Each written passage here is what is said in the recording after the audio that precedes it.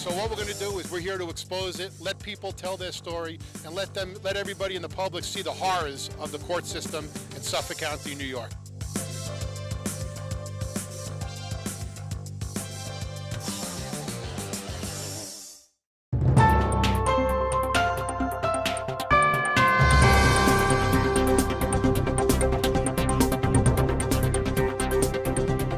Long Island Backstory with Chief Correspondent Gary Jacobs. Good evening, I'm Gary Jacobs, and welcome to another edition of Long Island Backstory, where we're filming at the Cablevision Studios in Hop Hog.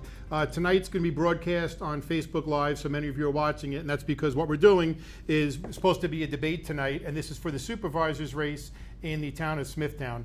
I just want to let the viewers know that I did invite the current supervisor, Pat Vecchio, and I wouldn't say declined, he declined to get back to me, but Ed Wehrheim, who's my guest today, did get back to me and said he would be more than welcome to go on the show. He didn't find out until this evening that it wouldn't actually be a debate. It's going to be, I guess it's going to be an interview then. So we're going to put it on Facebook Live so people can see it, and some of you will be watching the show in the final edited version, which will be out about 2 or 3 days before the primary. There's a lot of information I have on our next guest, so I just want to read a little bit of an intro about him so we can know who he is before we get into it. Ed Wehrheim was born and raised in the Smithtown Hamlet of Kings Park. He served 2 tours in Vietnam in the U.S. Navy, where he was awarded National Defense Service Medal, the Vietnam Campaign Medal, and the Vietnam Service Medal. After serving his country, Ed devoted his entire career to the town of Smithtown, working his way up the ladder, starting off as a laborer, onto the Parks Director, and was promoted to Director of Parks, Buildings, and Grounds, where he remained until being appointed to the Town Council in 2014. Remind me to ask you about that, because I don't know how you get appointed. 2003. 2003? Okay. There goes the campaign manager. Okay. Mr. Wehrheim has an intimate knowledge of every department, municipal law code, and town zoning, etc. He is revered for restoring several historic properties, which include the Caleb Smith House, Franklin Arthur property, and the Mills Pond House.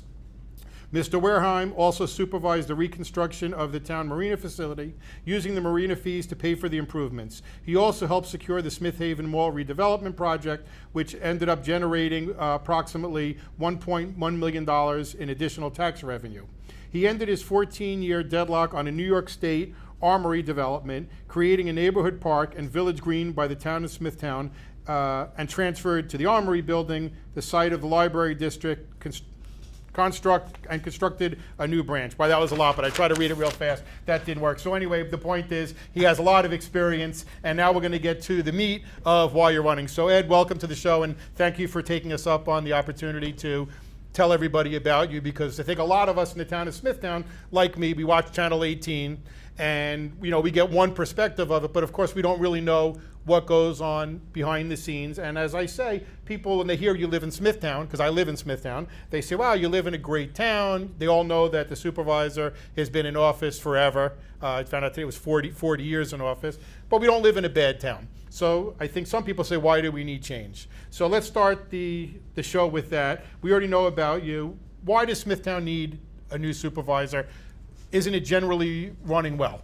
Well, before I start, Gary, I want to thank you for having me in tonight. And just briefly, I'd like to shout out to the Smithtown Fire Department and also the ice rink in Kings Park on Indian Head Road for taking in supplies for both Texas and for the oncoming storm in Florida. We wish all of those folks down there our best. Absolutely. And those 2 organizations are doing a wonderful job to send many, many supplies down so there. Are they still collecting? Because people are going to watch this show over the next couple of days. You can call Smithtown Fire Department, or you can call the ice rink in Kings Park. The Smithtown Fire Department, I believe, is full. The ice rink is still collecting. Okay, great. So we give those folks our best, and they'll be in our prayers. Absolutely. As far as running for supervisor of Smithtown, you've explained that I have a lot of experience coming from the second largest department in the town with 60 employees and an $8 million budget.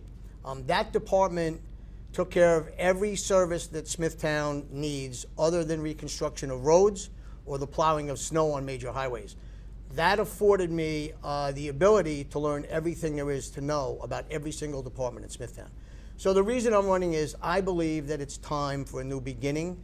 That's our slogan, but what we mean by that is the town of Smithtown has been more or less stagnant for the last 8 or 10 years. You have not seen much happen from Town Hall. So our position is we have a slate, we have a 6-point plan to begin the revitalization of the business districts. Let me just interrupt you for a second. You said Sure. we need the it's time for a change. But as a supervisor would say, if he was sitting here, he'd say, well, the town has a AAA bond rating. Our taxes are generally lower than a lot of other towns. So what is it that needs to change? Well, let me go to the AAA bond Okay. rating. We do have a AAA bond rating, and we do have low debt. Probably we're in the best fiscal condition of any town in Suffolk County. That's true. My position is, if I am elected as supervisor, we're not leveraging the ability to use that AAA bond rating or the low debt service. Our business districts are deteriorated. I think every resident understands that. Absolutely. They all clamor for the revitalization. So that needs to be done. As former parks director, I have watched our parks and rec facilities deteriorate over the last 8 or 10 years specifically, and they need improvement. The former parks director, prior to leaving his position, left me a memo that stated we need about $10 million worth of improvements in our parks and rec systems. That can't be done all at once, but it can be done over the course of years. So that being said, I believe we can use some reserves, but we can also leverage our AAA bond rating and the low debt for long-term borrowing without affecting taxes drastically in Smithtown. So I think if I reading into what you're saying is that we have low debt and we have money, but it's because we didn't spend it. But now these things are deteriorating, so now it's time that we spend. And I think people who see, in fact, there was somebody who posted on Facebook, they drove down the main street of Smithtown and was showing broken sidewalks and grass coming up all over the place. So, he's looking to make it look bad, but when you really look for it, there are things that could be improved. So what you're saying is we have the money, but now we need to spend it because the town is deteriorating? Is that what you're saying? Well, that's correct. Having that bond rating and having low debt, but not utilizing it, you can look at the condition of the town. Where I differ from Supervisor Vecchio is we should put that bond rating and low debt service to work. And we should put it to work for the taxpayers in the form of downtown business revitalization, as well as our rec facilities and infrastructure. Okay. Another thing I'm going to bring up, and it's sort of the elephant in the room all the time when we ask, I was thinking whether or not I should ask it or not, but one of the questions people are bringing up in private, and I went to a debate that you did with your slate, and not publicly, but in the background, people were saying, well, the supervisor's getting too old, his health is failing. Do you think it's fair game to bring up the supervisor's age and health? I'm not going to do that, no. In this election, I haven't heard you, but this is one of the things that's come up. I have consistently stayed with the course that I will not bring his age or his health up in the election. Okay. Corruption is something that I'm, something I'm passionate about. I'm against corruption, like most people are, but I really spend a lot of my time being against corruption. And some of the other supervisors, they've been wrapped up in corruption, but it seems like the supervisor has been relatively clean over the years. And is that something that people should consider? Or, I guess it's not really a question, but I guess you've been part of the board for how long now? I've been on the board since 2003. 2003. And do you believe that the town is being run ethically? These are just issues and how money is spent? What would say what's your biggest disagreement with the supervisor that if you were there, you would have done differently over the last 5 years? Well, number one, we touched on it. It would have been how we expend that money and do investments in the community, which we have not done. Another issue that I would do differently than him is oversight of the various departments. There is not a good amount of communication between the departments. There are 23 departments in town. For the most part, many of them work independently. Is that because of the personality? Because we all listen. Everybody sees, because there was the whole thing with Pulio and the receiver, and this one doesn't talk to this one, and now that you're running, I guess the supervisor's mad at you. So everybody's got their camps of. Is that the reason, or is it? Yeah, that you touched on it. It's a lot has to do with personalities. A lot has to do with the way the government is run. There are board members. I'm one of them. Councilwoman Inzarello is one also, who was not always made privy to everything that's going on in town. And at times, these department heads will be sworn to silence so that they don't advise us. That will stop under an administration of mine. They will be responsible and answerable to every single elected official. And it has to be that way to make the town function. Yeah, absolutely. I think really that's one of the biggest issues as I see it as a a resident, that even when I see the meetings, you could see who looks at who, and you sort of know which way everybody's gonna go. It's like, you said this, and it's actually a little bit rude sometimes. Yeah, it's true. And I'm sure it's worse in private. Our board meetings and our work sessions, of course, are televised.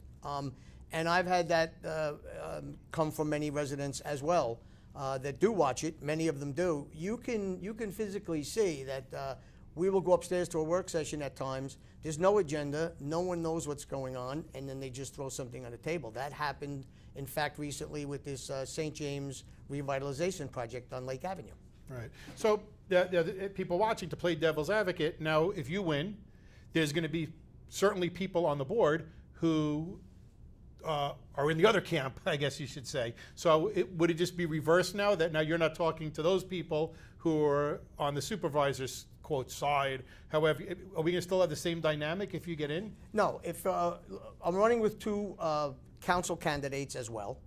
Who you're running? You can mention them so people know who's on your. It's Thomas Lohman and Robert Doyle. Both of them are running for town council seats. If we're all successful, we've already been working together and planning in the event that we do win on what we're going to do to improve Smithtown. If that doesn't happen, I have a record of, since 2003, I've worked with many different town boards, and I believe I have the innate ability to work with anybody that will work with me. The difference is, I will not hold anything back from these folks just because of a personality conflict. Certainly, everyone will know what's going on. There will be an agenda at work sessions, so all elected officials have a part in governing. Right. At the debate that you guys had, people were asking you, they were putting in Facebook questions, and one of the questions they asked, and of course, the big issue in Smithtown is the opioid, the heroin issue in the town. We all know people call Smithtown heroin high. And when asked at the debate, and I don't remember if it was you or some of the other people, but a lot of what was discussed was, the police need to do more, the state needs to do more. And does the town have any role in this other than getting other people to do more? And if so, what is the town's role, and what would you do? Because this is, for some people, this may be their only issue when they vote. Right. And it may not be any, I don't know if there's something that the town can do about this. Right. Well, the town is involved in it. Our public safety department employs full-time park rangers and investigators. Some of them are undercover. Okay. We have made many, many drug arrests. Our jurisdiction, of course, is in park and beach facilities, town facilities only. But we have had cases where those arrests have gone and captured major dealers working in conjunction with Suffolk County Police and federal authorities. So we do have a part in it. I believe the two gentlemen that are running with me both come from a law enforcement background. Having a contact or an in with Suffolk County Police and the Federal Bureau, Drug Enforcement Bureau, that's going to be a huge advantage, and they will be able to converse with these people. I think we'll have more of an ability to go after the heroin epidemic than we do now if they're elected. So if you're in, you're saying we can do more. Do you believe we're not doing enough now? I believe we can do more as far as contact with interaction with Suffolk County. We can supply more information and have more of a contact and the ability to work closely with them. Right. What about the? You mentioned in the debate that you were recommending. I think you called it a citizens advisory committee. If you want to explain about Sure. what that is. Business Advisory Council is one of our points. Business advisory. Okay. Right. The reason that we will implement that, if successful, it is a must to do, because what happens here in Smithtown, and I think it's really indicative of what happens in every municipality. If you propose a large-scale development project and you just do it through the town planning department and never speak to the civics or the chambers or any other entity that's involved, the project is doomed to fail. You had a perfect example of that with the New York Avenue School project recently. The town board had no involvement with the school board. The school board was under the impression that the town would rezone that property if they sold it. They got a broker. They went out and offered $14 million for the property to put 250 apartments in. And after that was all done on the school board side, the town board then was attacked by the civic associations because there's residential homes behind it. So there was never a negotiation. There was never involvement with the school board.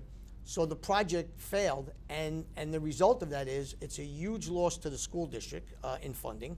And it's the same taxpayer, by the way. It's the same pocket It's that it one comes of out the- of. it comes out of one And side. now the town of Smithtown was just informed that the school district, after we appraised it and offered $6.8 million, that they're not interested in the sale. So the Business Advisory Council, bringing civics, chambers, other levels of government, school districts to the table before you go out and propose this development, I think is vital, because you can then negotiate, come to an understanding, and probably get the project done. Right. So you're saying bring the businesses, and what about the residents? Can we do something like this with the residents, where they're a little bit more involved in some of these projects? Yes, we can, Gary. The residents would be involved when I talk about the civic associations coming. Those residential communities that abut large development, they always have civics that band together. We would invite them to the table. We would not exclude them. We want to hear what their thoughts are, what their problems are with the project, if any, before we move forward with any planning with the developer. Right. No, it seems to make sense just to work with the town anyway, because as you said, you could do what you want sitting there in your bubble, but if everybody in the community is against it, you're there to serve the community. That's correct. You and do can what they go want. to, as an quick example, you can go to the Kings Park community. The Chambers of Commerce and the Kings Park Civic Association band together. They paid out of their own pocket Vision Long Island to come in and do a complete master plan for the redevelopment of the Kings Park Business District. They held 3 charrettes at the Kings Park High School. I believe they were attended by 400 to 500 residents. And they had a consensus of moving forward. And that project is probably going to happen, I would think, beginning next year. Okay, so it does work. Now I'm going to ask a tough one, because probably a lot of people are watching and sending in messages about the animal shelter, because that was a huge issue. It seems to have calmed down a little bit now, but you know what? Again, everybody has their issues that they do, and for some people, this is the main issue, because really there was issues, you know, regardless of what level, how bad you think they were, there was issues. And me personally, as being in the pet industry, I have to tell you, when I read how much money we spent per animal that's there, it was insane. It was a huge, I mean, there's so many other things we could have done. Those animals should have been living like kings and queens for the amount of money we were spending. It really was run down. I personally adopted an animal years ago, and every time I went to the shelter, it was closed. I ended up getting it from somewhere by LaGuardia Airport, because when you want a dog, it's usually on the weekend or, you know, on a holiday, and it wasn't open. It didn't think the publicity. It seems to have gotten a little bit better. But what's your feelings on the past situation of the animal shelter? And going forward, what would you do different? Because I'm telling you, people are watching right now, and they want to know, because we love our animals. And really, a town with this much money should take care of their animals, but we shouldn't get ripped off. Sure, I can't agree more. Look, the original operation at the animal shelter was abysmal, and it finally came to light. We did not have a myriad of complaints, but when we started having some volunteers come in to walk the dogs, take care of the cats, they discovered that things weren't running properly. They brought it to the town's attention, and upon investigation, we found out that we, the town board, that it was being run abysmally. It was not functioning properly. There were a myriad of problems. So what we did, through investigative procedures, the former animal shelter director, Mr. Beatty, retired. He left. Ms. Hanson, who came on board after Mr. Beatty, was brought on board through some discussions with outside animal activists. I think most of them were animal experts, but they were from a different township. They were not from Smithtown. But let me ask you, I mean, just to interrupt you for a second. That was one of the things that troubled me when they were doing that. And I don't know if you were any part of that, but we have a lot of people in town, me one of them. I've been in the pet industry my whole life. I offered to participate. Why was there so many people from out of town? Well, and not people from in the town. I know you may want to get some experts. Sure. But we have some people in town should have been involved. Sure, absolutely. This was done by one councilwoman who happened to be the liaison to that animal shelter at the time. Again, I will go back to what we will do completely different than what's going on now. She basically had her own agenda and ran that with those people. I believe most of them from Oyster Bay, on her own.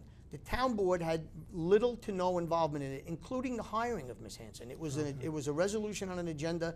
There was never an interview process that I was aware of. So there again, a disconnect in town government resulted in a new person coming on as director, and that person happened to be just as bad as the former director. And we found that out through a Section 75 civil service hearing. She was terminated from employment. And now the animal shelter, to your point, is under the jurisdiction of public safety temporarily. It has been completely cleaned up. I think we're getting good grades by everybody. We have a veterinarian, Dr. Zolo, who comes in, I think, 3 days a week to care for the animals. It's a much better operation. To go to what I would do if I was in there, I would move towards a public-private partnership. They work in many, many other municipalities so that you, as you said, Gary, can bring experts in from the surrounding area, from Smithtown, that know about animals, and work that in a joint venture with the Town of Smithtown. I think that's what you need to do to care properly for the animals. There is some funding in the capital budget to improve the building, which I would carry through. Not exactly. So we're not because there was talk about redoing, knocking it down and putting a new building. Is that off the table now? Well, no, there's two proposals. There's a proposal by an engineering firm to renovate the building and to knock it down and build a new building. The new building estimates are around $2 million. It'll probably be more than that. I'm told by Mr. Valentine, who's the public safety director overseeing that now, that's done extensive work to clean up and make improvements there. It's not necessary. And I've had contractors tell me for about $400,000, you could make a beautiful animal shelter. Because $2 million is a lot. Bring it up to standards. We don't have a ton of a big, huge animal issue. Correct. In the town. I mean, the numbers aren't. My position on that, Gary, is I would redirect that funding. It's in the 2018 capital budget. I would redirect that. I would improve that animal shelter building to the tune of about $400,000, which is ample. I would move about $700,000 to the Firematic Training Center for the fire districts that need it, and I would take about $1 million that remained, and I would put that into the senior center right next door. I mean, I'd rather see money could be towards getting the animals adopted and getting them out of there. Absolutely. What about these open stores in town? Could there be anything done with those, maybe to make a shelter adoption center in town? Because sort of where it is, out of town, people don't see it. It's not really very visible building over there. Right. Whereas a storefront may help out. Because I don't see enough of a push for adoptions, to be honest with you. Okay. At events out there, a lot of towns like Animal Rescue Fund, they have a mobile truck that they show up at events, and because the whole thing is you want to get these animals into homes. Sure. So it doesn't seem like we spend enough. I know there's a lot of focus on taking care of them, but we don't seem like there's enough focus in getting them out. And I had even suggested with the thousands that we spent on a dog, why not say the first year you get one, you get a discount off your taxes of $200. Right. Well, listen, I think you're correct, and I do want to give credit to Councilwoman Inzarello. She has taken the animal shelter over as the liaison. Right. And I've heard that it's much better. I've heard from people that it is much better. And she is doing a wonderful job of increasing, as you put it, the advertising of the adoption. She changed the hours over there so they are available on weekends when people are off and can go in there and adopt. She's done a lot on Facebook. She's done a lot on the town website. And I see a drastic improvement in the form of adopting animals. Because to me, that's important to get them out there. And and in our town, we have so many people who love animals. And it seems to me like the people that I spoke to, a lot of them are saying they were getting pushed away and more discouraged from volunteering. So we got free labor. We have people who want to help, and a lot of them end up adopting, as you know. Right. They take it home, they adopt it, and then they foster it, and then they fall in love, and they keep the dog, and it gets a good home. Sure. And everybody's happy. The adoptions, I can tell you categorically, are on the uprise. Good. It's done much quicker because I agree with you. We don't want to house them for long periods of time. We want to get them in, we want to take care of them, and we want to adopt them out to a family. Right, great. We're down to only a few minutes left. I'm going to talk really fast because I have a couple things I definitely want to hit. Number one, I'm going to combine the two, but the sewers and the downtown, because that is a big issue, but it's a boring issue. Right. But I know the downtown is the visible issue that when everybody goes now, in fact, at your last debate, people were writing on the thing that they didn't like that there was so many foot massage parlors and coin redemption centers, and what was the third one? There was the vape shops. We don't want our town to turn into these things. So can the board, listen, people own it. If there's no business, nobody's going to rent it. Right? It's free market. What can be done by the town to fix that problem? Because we don't want to see it. A lot of people like me bought my house. A main reason was because I loved having a downtown focus area. Sure. Look, the business districts, quickly, number one, you need to sewer these business districts before you can make any kind of improvement. Any expert will tell you that. You're not going to do anything unless you sewer it. We have money that was put in the state budget by the governor $40 million was sent, earmarked for Smithtown. 20 for Smithtown, 20 for Kings Park. The Kings Park project is just about shovel ready. I would say you'll see progress on that sewering and then the revitalization by next year. Smithtown and St. James are a bit different because we need to site a sewer disposal plant somewhere there. That's a little bit more complicated, will take a little bit more time, but not impossible. And the $20 million that remains certainly isn't enough to do Smithtown and St. James, but one of our initiatives will be that we will push for grant money. We will institute a grant writer and make that grant writer available to every single department, which doesn't exist now. There is plenty of grant money out there with the Clean Water Act, both by the county exec and by the governor of the state of New York. So we will aggressively go after that grant money, and we will rely on other levels of government, federal, state, and county, to assist us in funding, because the town of Smithtown itself cannot fund all these sewer projects. Now, I did a lot of research, and I have so much more to talk about, and hopefully you'll have other opportunities to do. But one of the things, I'll just say it for you because I talk faster than you, was that you were talking about getting a grant writer to come in and bring money in, that we don't do enough, in your opinion, on grant writing, and that was something that your slate was going to do. And correct me if I'm wrong. That's correct. So that was the other thing I want to talk about. Another thing I'm going to do at the end of the show, because we're down to 3 minutes, and so I waited till the end in case I pissed you off and you walked off the show. I didn't want to have dead air. But I am the president of Americans for Legal Reform, and one of the things that we started doing, now he's getting nervous, this year, is we have a pledge. It's called the Pledge to Combat Corruption, and we're asking candidates to sign this pledge, and I'm going to read it to you.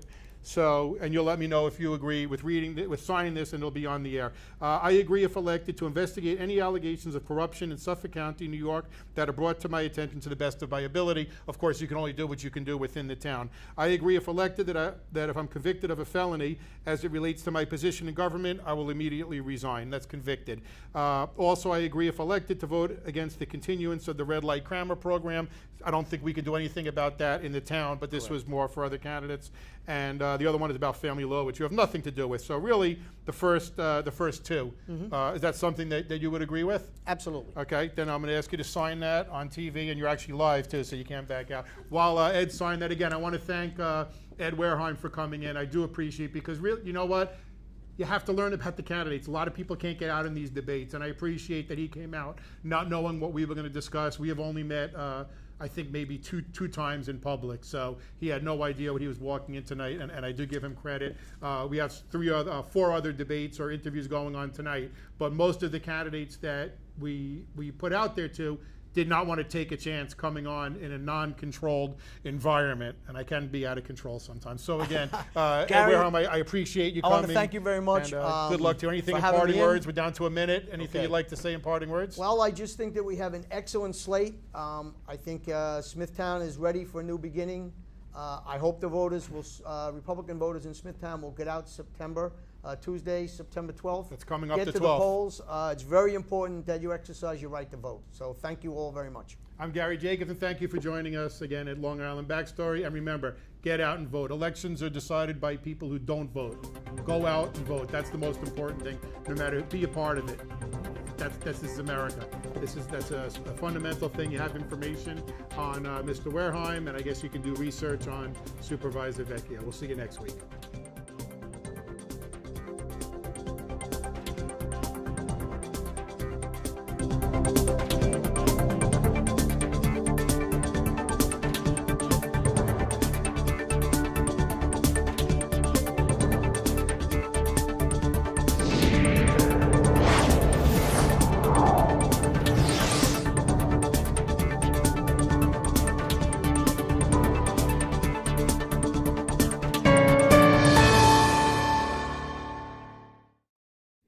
Long Island Backstory is made possible in part by Americans for Legal Reform, the oldest, most successful legal group in the world. P.O. Box 2679, Huntington Station, New York 11746. Telephone 631-421-6390. Website Americans4legalreform.com.